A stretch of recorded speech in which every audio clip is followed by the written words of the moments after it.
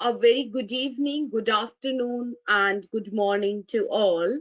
I, Dr. Pallavi Saxena, SSC member of iLEAPS, and Dr. Samina, Project Administrator, iLEAPS, welcomes you all on the occasion of our last talk of this year, that is 12th talk of 2022 in iLEAPS Global Colloquium series.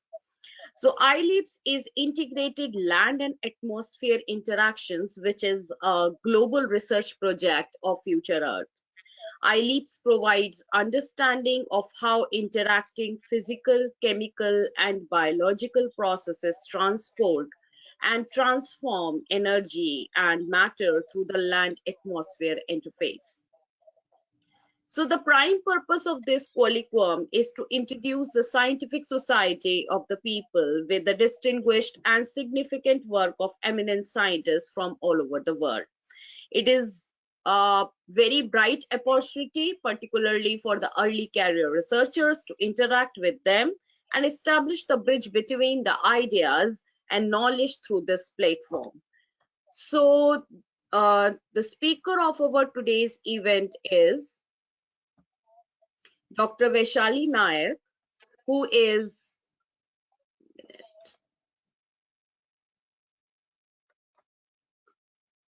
research scientist at NOAA Geophysical Fluid Dynamics Laboratory. Her research interests are in atmospheric chemistry and composition, climate change, air pollution, biosphere-atmosphere interactions. So she applies global Earth system models in conjunction with observations to study the interactions and feedbacks between atmospheric chemistry and composition and human-induced climate change.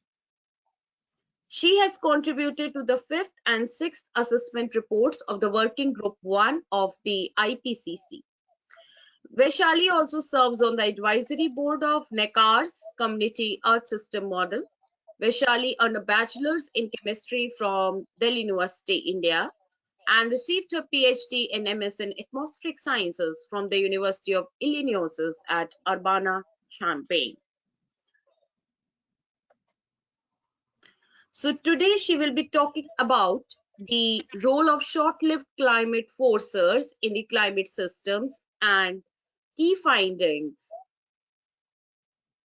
from the IPCC AR6. So this is the chapter which assesses about the evolution of the reactive chemicals with lifetimes of about 2 decades and their effects on climate and air quality.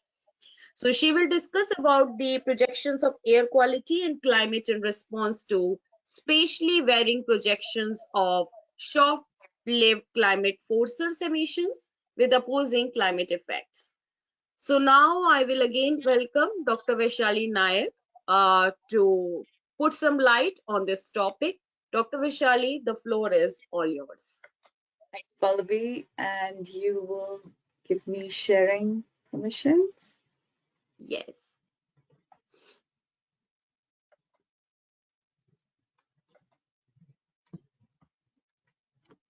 Okay, so let's see if this works. Okay.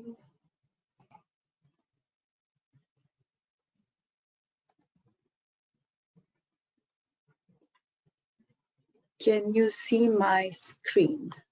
Yes. Okay. Let's do this.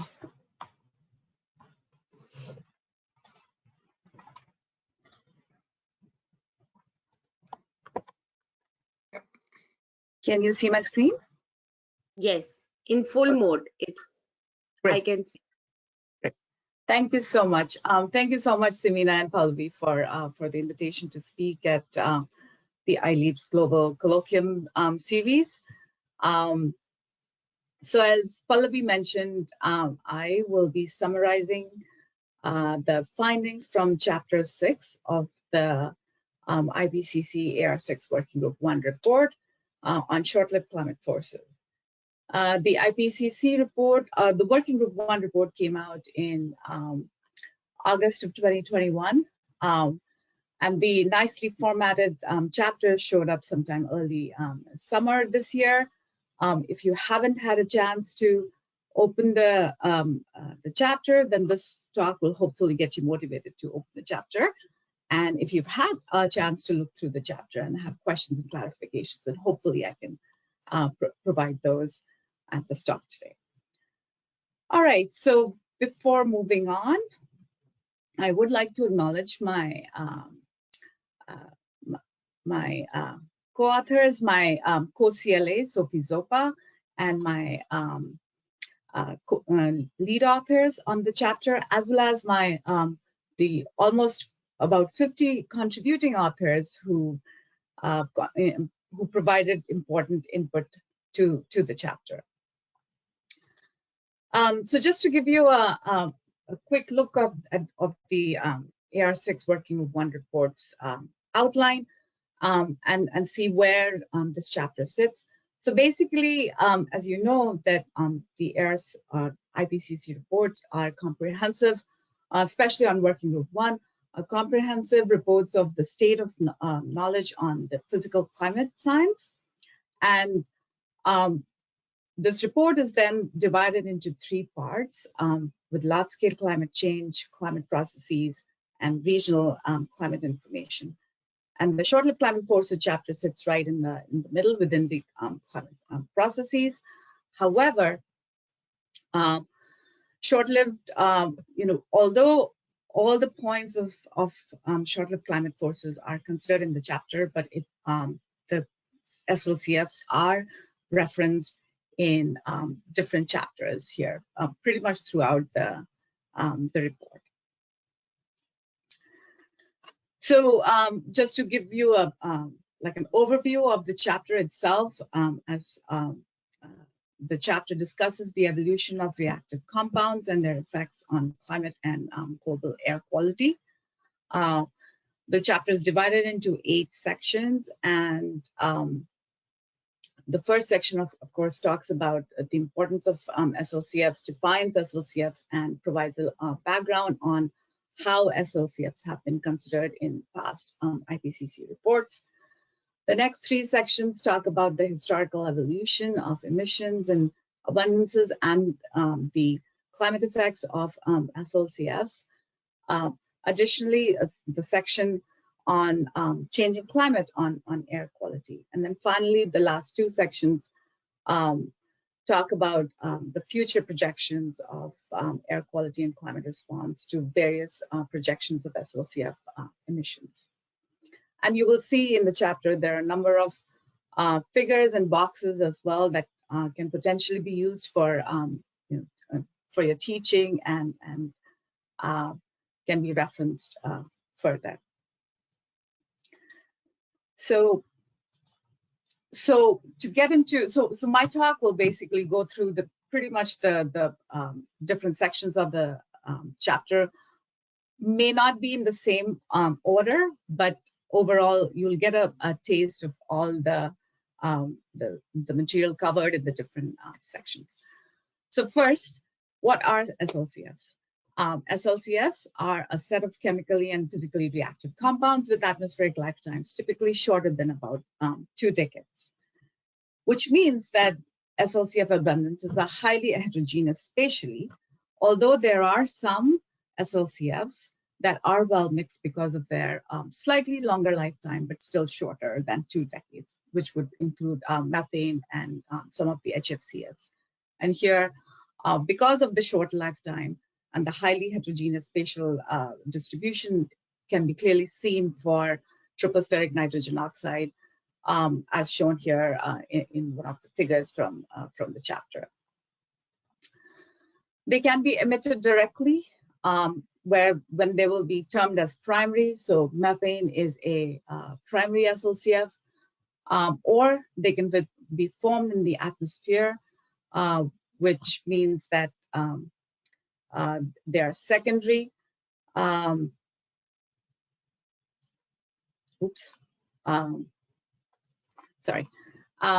Which means that they're secondary, and so ozone or sulfate aerosols would be secondary pollutants or secondary SLCFs. They can influence the Earth's radiation budget directly or indirectly uh, through their interactions with radiation or with other components of the climate system. So just to elaborate further, how do SLCFs influence the climate system? First, many SLCFs are also air pollutants with detrimental effects on human health and ecosystems. They are emitted from some of the same sources as other greenhouse gases, as you see in the bottom panel of the figure here. And as I mentioned, SLCFs can influence climate interacting directly with radiation, either absorbing, scattering, or through albedo changes, or by perturbing other components of the climate system, for example, interaction of aerosols with clouds. The net effect of SLCFs on temperature is either a warming or a cooling, and that is the unique aspect of SLCFs, because they are, in that sense, they are different from the greenhouse gas climate effects because of their cooling effects. Additionally, climate-induced changes in SLCFs can lead to Earth system feedbacks that can either amplify or diminish the initial climate perturbation. And by amplification would mean a positive feedback, or diminishing would mean a negative feedback. So how have SLCFs evolved over the past few decades? So based on the different emission inventories, we assess that over the last decade, there have been strong shifts in the geographical distribution of emissions, particularly anthropogenic emissions. And additionally, for this audience, we also assessed how emissions from natural processes are changing. So basically, emissions from natural processes are increasingly being influenced by human activities, either via climate change, land use, land cover changes, or atmospheric CO2. We assessed that the understanding of emission processes in the natural system has improved, but there are uncertainties that make it difficult to predict how shifts in climate and different relevant environmental factors will influence these natural system emissions. So in response to the varying geographical distribution of emissions, what has happened is that there have been changes in atmospheric abundances of SLCF, especially the ones that are highly variable, with strong regional variation in trends of ozone and aerosols and their precursors. So there are these two figures that I'm showing you from the chapter. On the left, you have the tropospheric NO2 column, and it clearly shows from the satellite, it clearly shows that the trends in NO2 have varied regionally over North America and Europe. They were increasing up until about 2010 period, and have now started declining. And similarly, for South Asia, there has been a continued increase, and for East Asia, the NO2 has started declining. And for tropospheric ozone global burdens, we see that the tropospheric global ozone burden is showing a continued increase in the recent decades as well. So additionally, we assessed the impact of COVID-19, the restrictions that were put in on emissions, and their impacts or implications for air quality and climate. Note that the studies that were assessed for this box were only up until January of 2021. And so our understanding was based on that, and what we saw was that the emission reductions in 2020 associated with the measures to reduce the spread of COVID-19 did lead to a temporary but detectable effects on air pollution. For CO2, despite about a 7% decline in emissions, the atmospheric CO2 concentrations continued to increase in 2020 with no detectable decrease in the growth rate. And because of the reduction in aerosols, we did see a small but temporary increase in total radiative forcing, which was undetectable above natural variability. So in response to changing emissions of various various LCFs, this has implications for oxidizing capacity of the atmosphere, the hydroxyl radical. And here, this change is expressed in percent anomaly relative to the mean over 1998 over 2007. The top figure shows the pre-industrial to present, and the bottom figure is a zoom in of the time period for which there is observational constraints that have been derived, so 1980 to present. And what we found from various assessment of the various studies, that there is no significant trend in global mean tropospheric OH concentration from 1850 up to about 1980. And then from 1980 to the present, OH has remained stable or exhibited a positive trend, and there is medium confidence on that. And the positive trend has been attributed to increasing NOx emissions that are driving the increases in OH.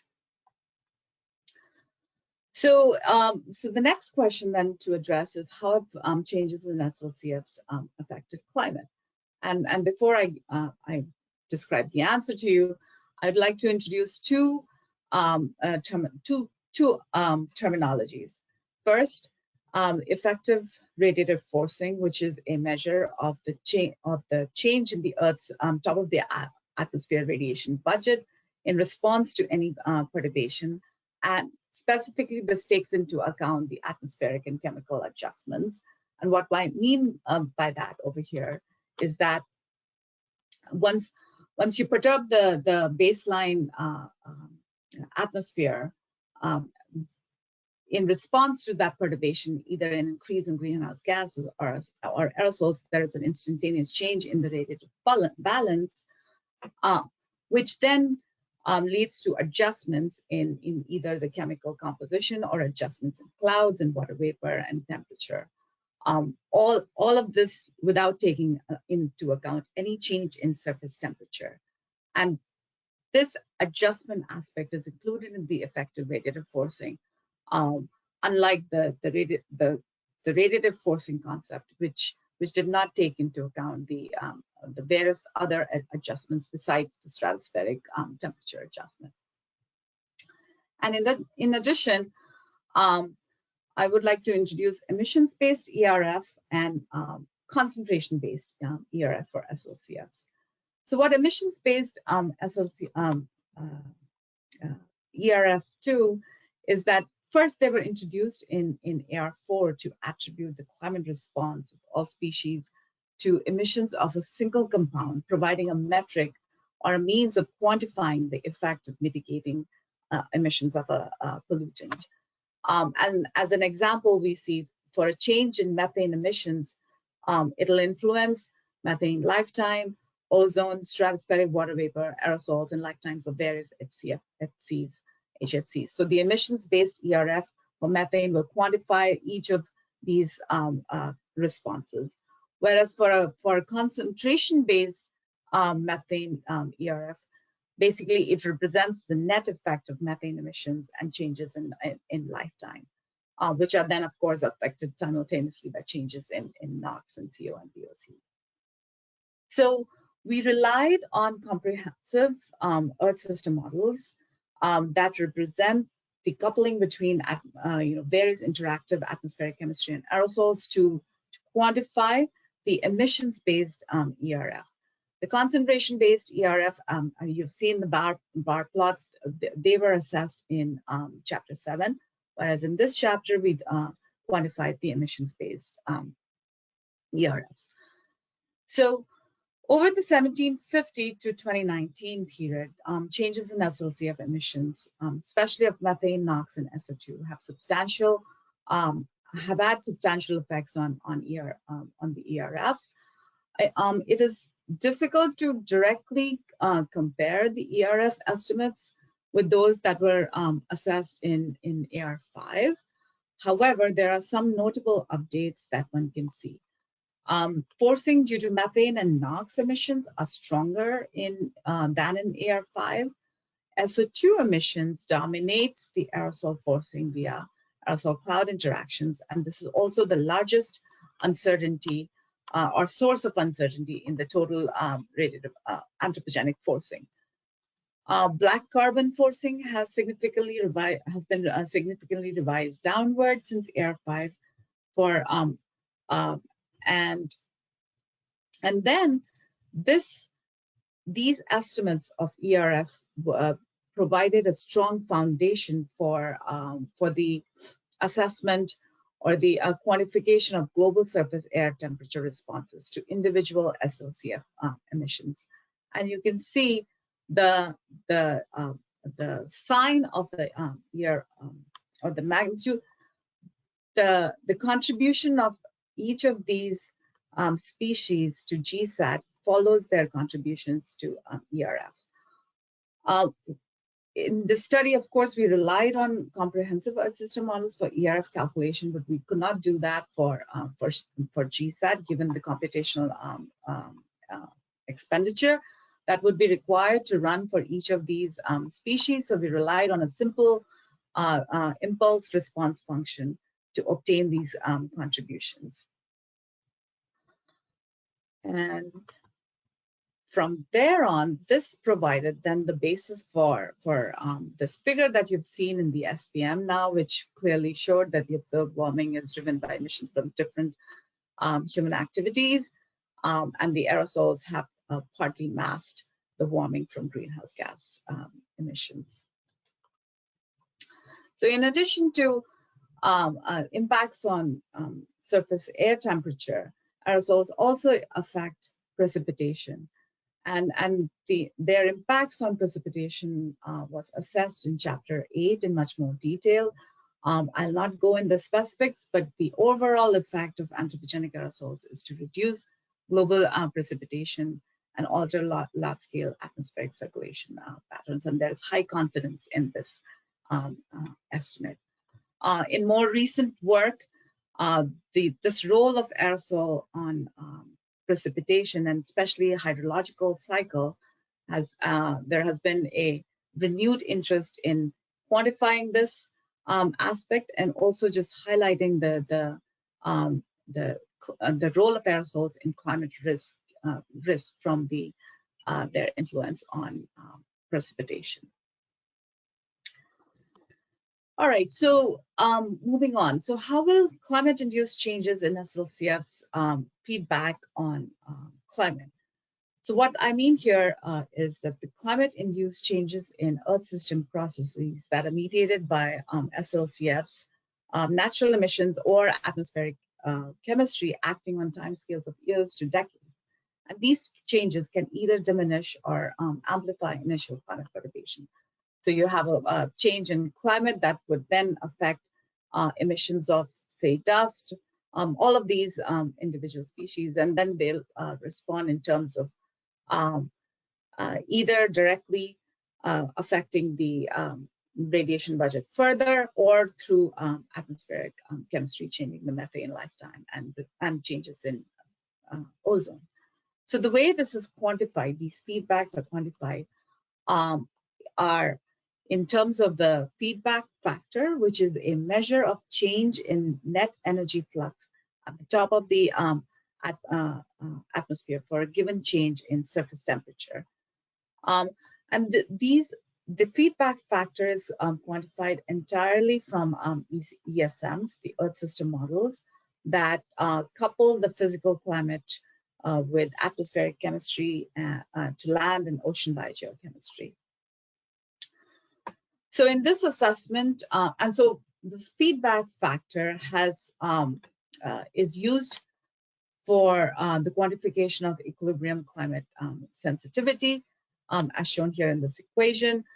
And unlike in previous reports, which only included the physical feedback for the quantification of ECS, in this assessment, ECS also includes the Earth system, the feedbacks from the Earth system processes. And therefore, this the assessment of feedback parameter becomes important as to how this feedback parameter influences the ECS. So one thing to note is that we did not assess the feedback factor for wildfire emissions, mostly because we will need to rely on models that include interactive representation of wildfires, which is progressing, but hasn't yet progressed to a point where we can quantify this in a more robust way. So what do we find for feedback? So SLCF-mediated feedbacks, climate feedbacks, what we find is that they diminish the base climate response, which means that they lead to cooling or cooling. So what this plot shows over here is a feedback factor from for these different individual components, including the wetland methane as well. And when you look at the total sum, it's negative, but there is a large uncertainty. So this uncertainty in the sign and the magnitude of feedback parameter basically comes from the diversity in representation of emissions, chemistry, and aerosol processes across the different Earth system models. And it also represents our process, an uncertainty in our process understanding, the representation of these various natural emissions varies and depends on how far our understanding has evolved, and that is kind of represented here in this figure. So when you sum it all up and when you compare these SLCF feedbacks, combining them with also geophysical feedbacks as well, biogeophysical feedbacks, you get a value for the feedback parameter that is very close to 0. So what this means is that these feedbacks don't necessarily contribute to the magnitude of the effective climate sensitivity, but they contribute to the uncertainty in the ECS. And we conjecture that ESMs that are likely to have a lower climate sensitivity than their physical climate counterparts because of the inclusion of these additional biogeochemical, non-CO2 biogeochemical feedbacks. I should also mention that the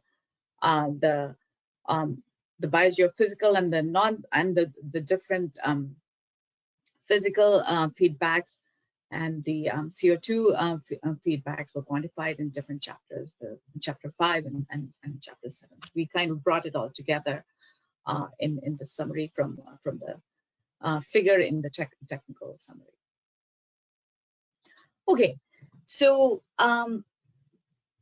moving on. So the two additional questions that I wanted to highlight here is that how will air quality and climate respond to future changes in SLCFs?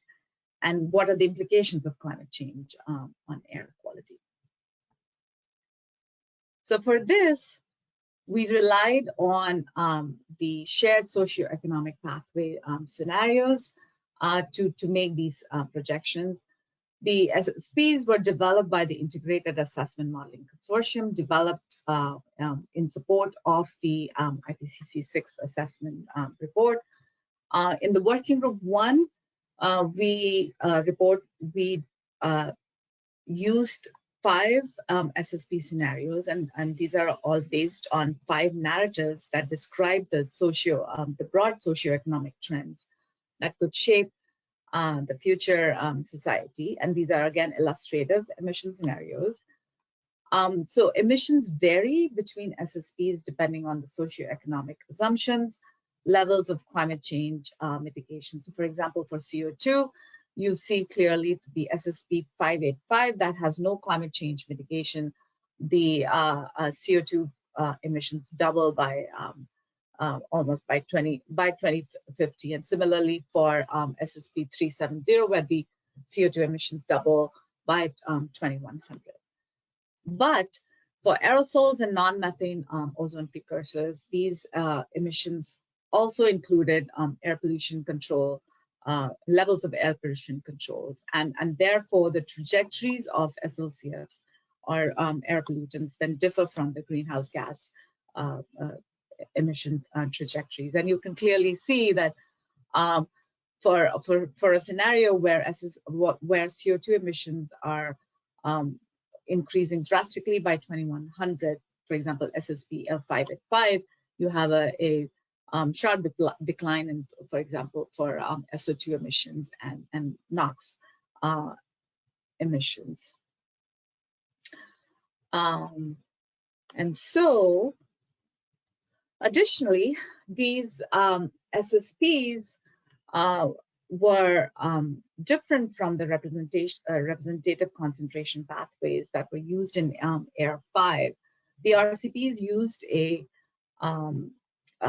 similar assumption of air pollution controls across the different scenarios, which then resulted in not a very wide range in the trajectories for different pollutants, BC, sulfur, sulfur dioxide, NOx, and VOCs. So the SSPs covered or provided a better coverage of the diversity of future options in air pollution management, and therefore span a wider range of in the SLCF emissions. So that allows us to better capture the various trajectories that might happen in the future, at least using these 5 SSPs. So then we used results from the scenario MIP and the AirChem MIP activities. These are the multi-model intercomparison projects that various Earth system and climate models participated in to predict or to project various climate change indicators, as well as for air pollution, in this case, ozone and PM 2.5. And what I'm showing you here are 2 figures from the chapter that show the trajectory of or the future changes in surface air pollution for ozone and PM 2.5 from 2015 to 2100 for different aggregated regions. And of course, this posted plot is too difficult to gauge exactly the main, the key points that come out of this. But what the 3 points that do come out of this is that there is strong regional heterogeneity in future air pollution projections. And that highlights the scenario uncertainty in the different parts of the world. Then there is large model diversity across global model projections, and that highlights the different the uncertainty in the model structure, like the different aspects that are included in these different models. And then additionally, what we see is that the future air pollution will be driven by both air pollution and climate change mitigation policies. And that becomes clearer here in this plot, which basically shows percent change in PM 2.5 and ozone PM 2.5 in purple and ozone in green. And you have better air quality going towards your left and worse air quality going towards your right. So what we see, and for the different SSPs that are also labeled in terms of their level of climate change mitigation and level of air pollution. So in the near term, in 2040, what we see is that there are small improvements of worsening air quality in a world that is dependent on fossil fuels, despite strong air quality controls. And we also see that there is best improvements in air quality in a decarbonized world, combined with strong air pollution controls. So SSP 1261, SSP 119, that also include strong climate change mitigation and high levels of air pollution control. And this persists over in the longer term by 2100. So in summary, what we say here is that the future air pollution will be driven by both air pollution and climate change mitigation policies. So then additionally, as I mentioned earlier, we also looked at the projections of global surface air temperature in response to the changes in SLCFs following the different SSP scenarios. And so here we wanted to assess not just the net effect of the SLCFs on GSAT, but to better understand where the net effect comes from. We also had to assess the responses to individual or at least grouped SLCFs. So in this case, aerosols, methane, ozone, and HFCs. And we obviously could not rely on global Earth system model for doing this individual assessment, given the computational resources that would be required to run these simulations. So we based our or this contribution from SLCF to changes in GSAT was then calculated based on the global mean ERF from various components, and then combining all of that into using a two-layer emulator for the climate response. And so if you look at the response individually, the declining methane, ozone, and HFCs in these scenarios lead to cooling, whereas declining aerosols leads to a warming. And then this has implications for the net effect, which is then all summed up over here. And what we see is that there is warming from SLCF changes, which is quite similar across the SSPs in the near term, but there's more diversity in the longer term. And so this can be better summarized here. And what we see is that the future changes in SLCFs will cause additional warming relative to 2019.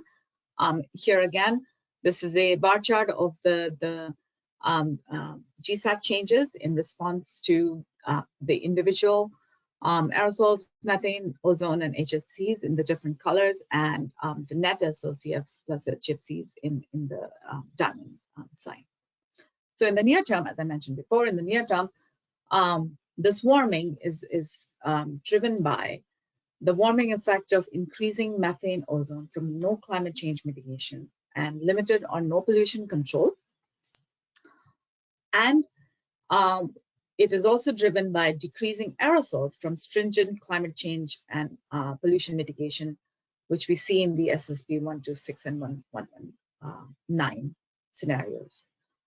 And as I mentioned before, that there is much greater diversity in the responses, but this in the longer term, this net warming is lower in scenarios leading to lower global air pollution, as well as methane emissions are also mitigated.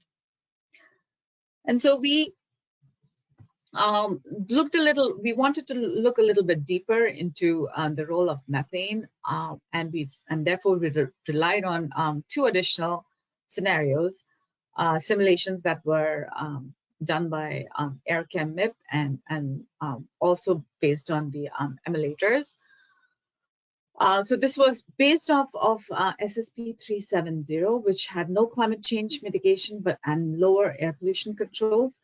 And we took a sensitivity or assessed a sensitivity simulation, which included high methane and low SLCF, so high air pollution control.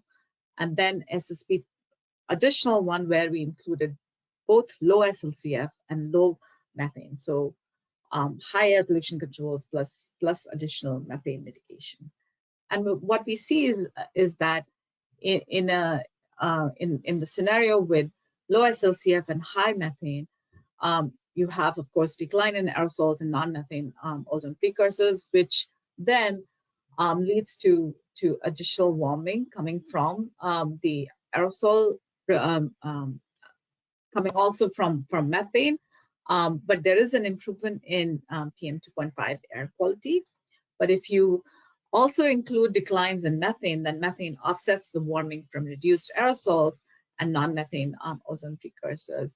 Additionally, it also improves air quality. So then this provides, reducing methane, strong, rapid, and sustained methane mitigation will limit warming and also lower air pollution. So right after the report came out, there was a feeling in the media that we are focusing too much on methane. But what we did say in the report is that, of course, strong, rapid, and sustained methane mitigation is required, but only sustained CO2 emission reductions will allow long-term climate stabilization. So this was a key point that we made in the chapter, as well as in the technical summary that went up as well. So then, coming to the final question that I wanted to address here is, what is climate? How is air quality going to evolve in response to only climate change? And so what we found in our assessment is that climate change is expected to have mixed effects on future air quality. For ozone, increases in or a warming world will basically decrease ozone pollution in regions, in remote regions, in response to increasing water vapor, and over polluted regions, ozone will increase. And that was nicely showed here in the plot, where we looked at the surface ozone change at different warming levels based on the SSB 370. And as temperatures increase, you have polluted regions. Basically, ozone increases in the polluted regions as temperature increases, and it's clearly shown here in the plot. For PM 2.5, there are mixed effects. PM 2.5 can increase or decrease in response to the climate change. However, stronger effects are not excluded locally in regions prone to specific meteorological conditions that lead to the buildup of PM 2.5. However, in all of this, our confidence was low due to the uncertainty in the response of the different processes in the natural systems. For example, for ozone, stratospheric and tropospheric exchange becomes important. Natural precursor emissions, how they will change or respond to climate change, including BVOCs, wildfires, and the different, and lightning knocks and the different marine aerosols. So with that, I wanted to highlight or end with some questions that come out of the chapter after you've read through in terms of what next, where are the future research opportunities. And so what we felt is that there is a need for an improved assessment of future air quality and climate effects in response to SLCF emission changes. And especially in terms of the climate impacts, the aerosol indirect effects are the most uncertain, as you saw. And so how climate will respond in the near term in response to changes in aerosol emissions that are being driven by air quality policies that are being put in place in different parts of, especially parts of the world where they haven't been controlled. How the climate will respond in the global sense, I think that's where a push is needed further. And again, this is what I've shown you is that mostly the studies have focused on global surface temperature, but additionally, precipitation becomes important. And as I say, the regional climate change and not just surface temperature responses, but precipitation responses also become important to explore. And further, I think we need a improved assessment of climate change effects on air quality, particularly looking at compound effects, coupled effects of extreme air pollution coupled with extreme weather events. That I think those studies I think are needed that kind of provide a more combined effect of both air pollution and weather extremes. Additionally, climate model biases translate to pollution biases in global models. So this is more from a modeling perspective. Uh, uh, the models that are either too hot or too cold then exaggerate these effects, these impacts. So we need to reduce these climate model biases, which can then provide us better estimates of pollution events as well. And finally, in terms of the SLCF feedbacks, I think improved process understanding is needed, and especially in a community with iLEAPS, there's work going on understanding the different interactions with the land surface and atmosphere. I think this is where a push is needed for process understanding of the different natural systems. And further, a comprehensive evaluation of ESMs is needed to better to disentangle these complex interactions as these ESMs represent new information about natural and anthropogenic processes. It of course increases their realism and enhances their accuracy, but it is also not clear how this incremental enhancement in the complexity influences these our model results and our understanding of the SLCF climate feedbacks. So I think this is where again, like research opportunity is available to kind of push and come up with a sophisticated analysis as well as sophisticated simulations to better nail down these SLCF climate feedbacks. And so with that, I will end. Thank you so much.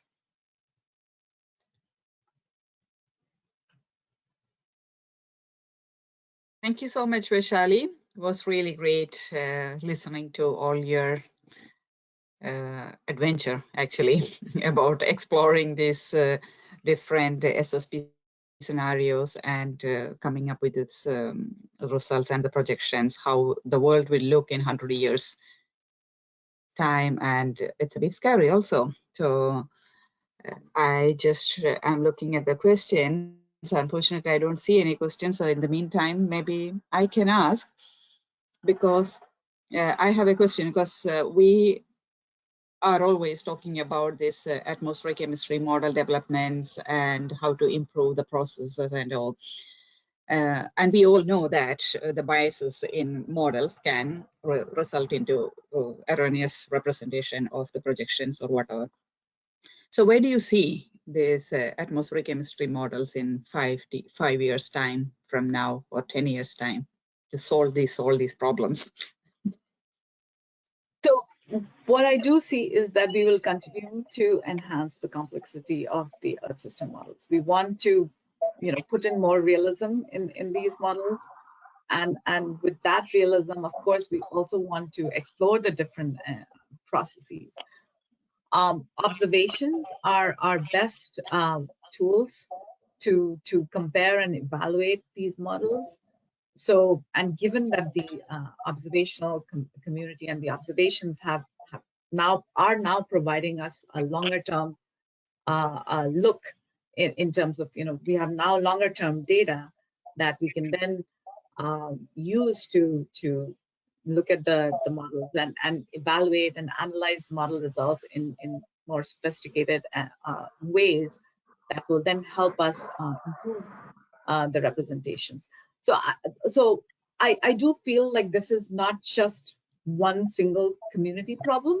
It's observational, fundamental science, and the modeling, three-legged tool, basically, this tool that needs to interact and get together to make advances in our understanding of atmospheric chemistry and climate interactions. Okay, thank you. Yes, thank you very much. Do you see any questions, Pallavi? I'm just looking at the question and I don't see anything. Pallavi, are you Yes, muted? yes, Ah, there is one question from Saurabh Sonwani. Uh, Many thanks for this great talk. I have few questions. Question number one is, some studies mentioned about brown carbon that is responsible for the atmospheric warming. May we consider BRC as climate warming with other short-lived pollutants? That is question number one. And the question number two is, if we consider regional climate, then what are the variable or climate factors we must consider? So thank you for the question. Brown carbon is something that we did want to address in our chapter, and I think we do in section 6.3. The problem we did find is that there are not very many studies, and whatever there are, they vary, and especially from a global perspective, we were not able to, again, like the models do not include a very good representation of brown carbon at the moment, and not many models do consider brown carbon. So hopefully in the next 5-6 years, there will be progress in the representation of brown carbon in the models, as well as better understanding of their effects on climate from a fundamental experimental observational sites as well, and that would then allow us to consider the effect of brown carbons on climate and air quality. In response to your second question, in terms of regional climate, most importantly, I feel the hydrological cycle, precipitation, and temperature. They're both. How will they change in response to both local aerosols and global aerosols? I think that becomes an important question to address. People, and then one can even further analyze different simulations to look at various impacts in terms of the climate risks, in terms of, as emissions increase, of course, aerosol increases, how will they change precipitation, things like this. So that's where one would push towards. I hope, thank Saurabh, you got your answer. Okay, thanks, Vishali. The next question is from Gary Heyman, who is our iLEAPS IPO. He's asking that, can you expand on the OH trend and what it implies for the understanding of the global methane cycle, methane sources and sinks? Right. So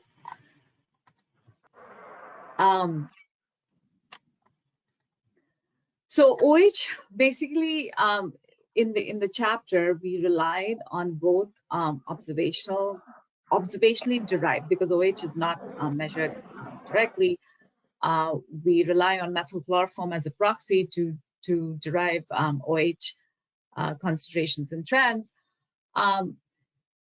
We relied on both observationally derived estimates and global models, and clearly there was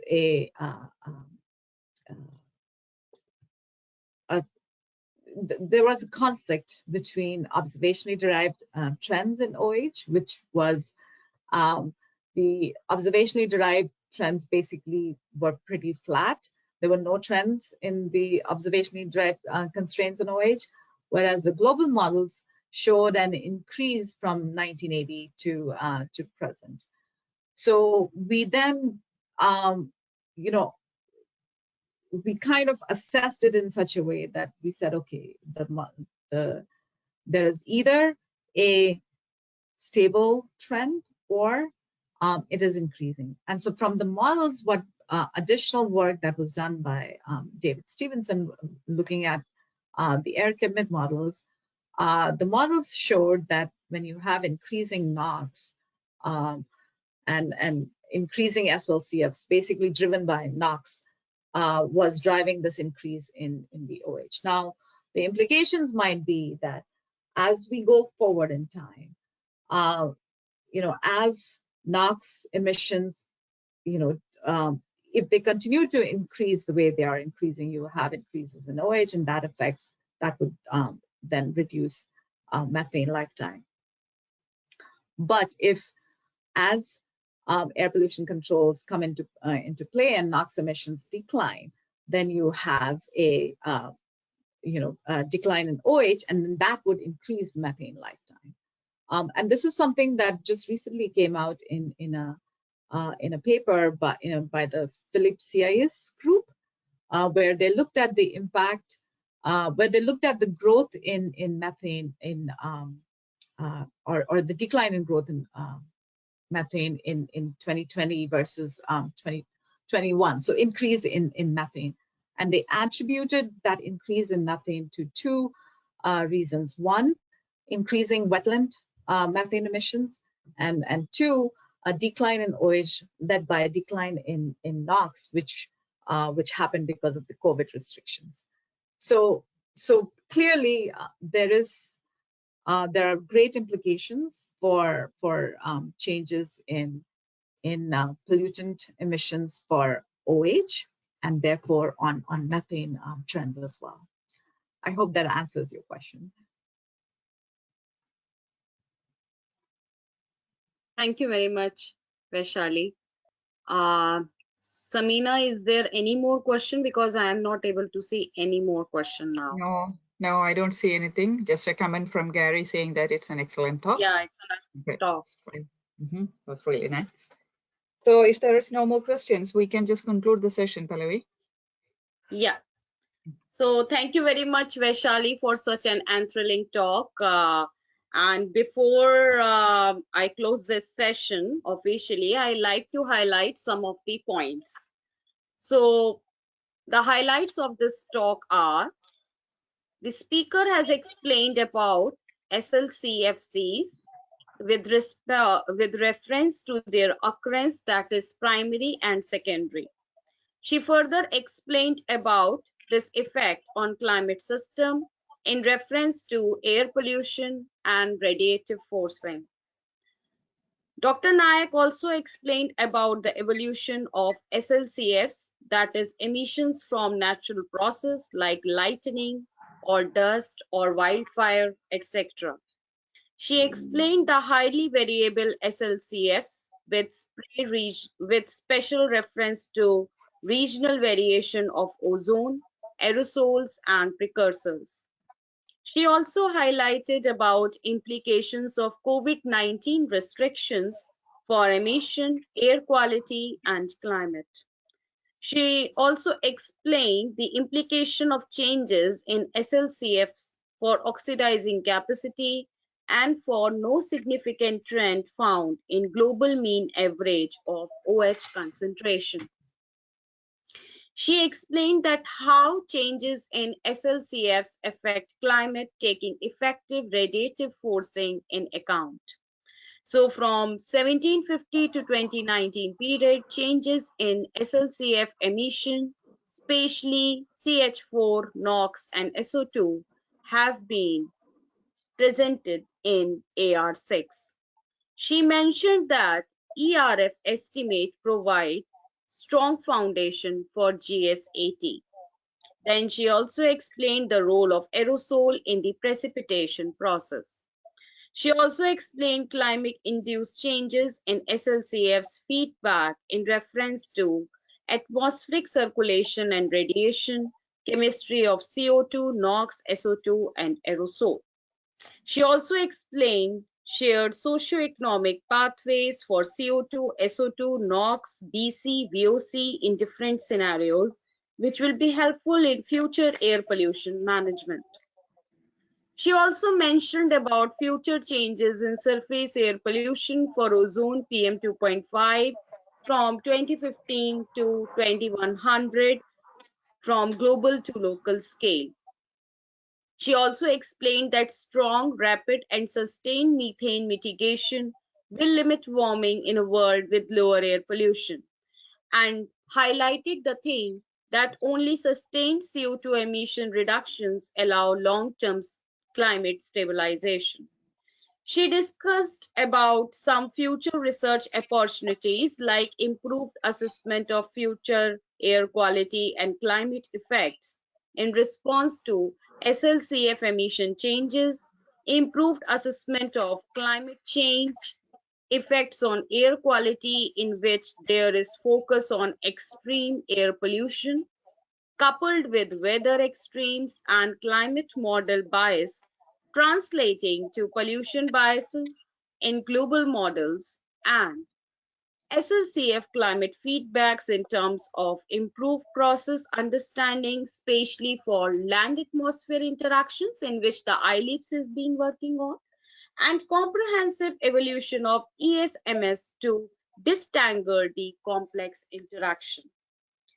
So now we come to the end of this session. So I would like to thank all my sincere thanks to Dr. Vaishali Nayak for such an interesting talk and vivid description of the topic, and also for taking her time out from her busy schedule and accept our invitation to deliver this talk.